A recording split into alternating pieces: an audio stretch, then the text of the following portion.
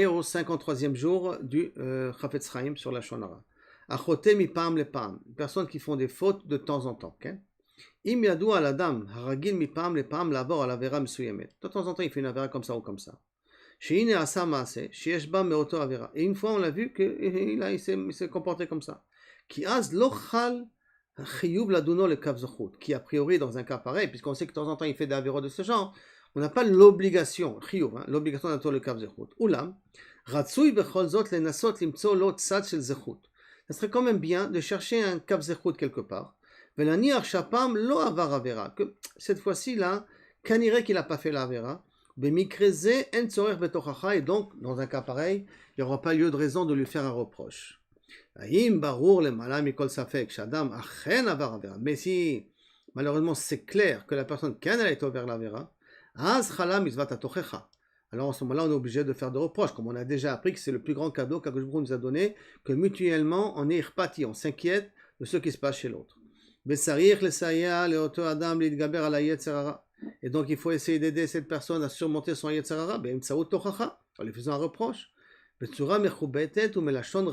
façon honorable. Mais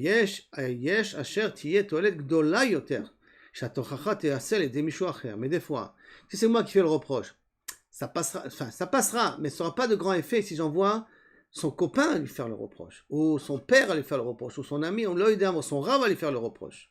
Kegon yedit, karov, ou rav, lechaora mutar le adam, shehaya ed leota avera. Donc si tu étais présent et tu étais témoin de l'action qu'il a fait, les fanot, les yedid ou les rav, de parler à un de ses amis ou à son rav, les saper lo alkar, ou les vaksho le tapel bainyan, s'il te plaît, occupe-toi de ça si tu peux.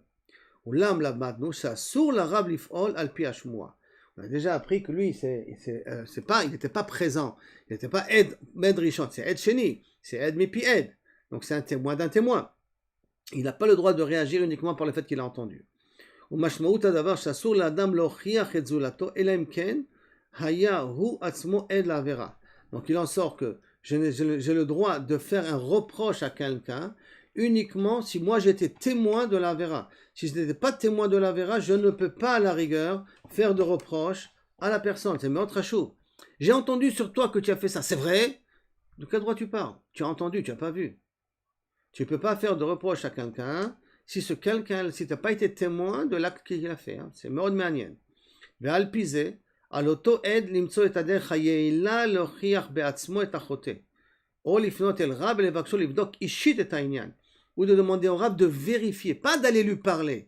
Avant que le rab lui parle, il doit d'abord vérifier que c'est effectivement vrai ce qu'il a raconté le témoin en question. Donc, ou que toi, tu trouves un moyen plus efficace pour lui faire le reproche, ou il n'y a pas d'autre solution qu'aller parler au rab ou parler au yadid, mais à dire au yadid, au rab, vérifier l'information que je vous ai donnée. Livdok ishit et ha'inyan. O ledaber be'adinut im ovre avera, mibli latiach bo hashamot. Ou les daber badinut im over ha'avera, lui parler avec la personne qui a fait la bêtise, mibli les tirva sans commencer à lui taper dessus, la tirva shamot, l'accuser et tout ça. Parce que le but c'est que la personne change. Et quand on tape sur une personne, habituellement on obtient l'effet inverse, l'effet réactionnel qui veut d'Afka lui dire ben tu n'as rien à faire de ma vie, laisse-moi tranquille, et la personne ne pourra pas faire tchouva. Notre but à nous c'est que la personne elle fasse tchouva. Donc par conséquent, on a déjà appris que pour pouvoir faire un reproche, il faut être aide soi-même de l'événement.